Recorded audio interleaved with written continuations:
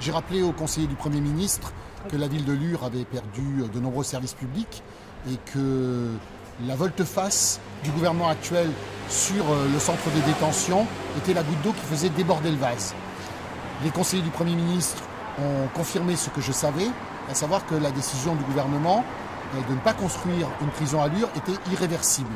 Mais on m'a invité à bâtir un contrat de territoire spécifique qui pourrait inclure, outre des mesures qui m'avaient déjà été annoncées par Mme Gourault, ministre de la République, l'implantation d'un équipement public à Lure dans des domaines à explorer, la justice, la santé, la sécurité, les finances.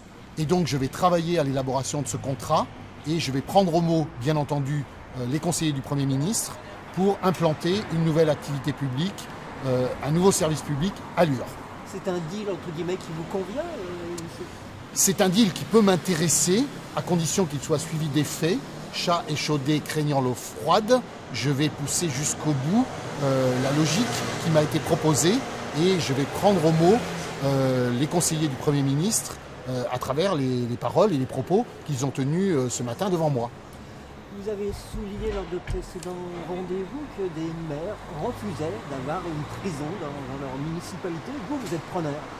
J'ai expliqué que pour moi, en termes d'aménagement du territoire, cette décision était aberrante, que Lure était volontaire pour accueillir un centre de détention, que d'autres communes, en particulier dans le Val-de-Marne, ne l'étaient pas, que le choix qui avait été fait me paraissait illogique.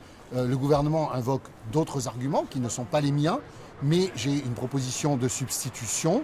Je vais l'étudier, la faire prospérer et faire en sorte qu'elle aboutisse surtout.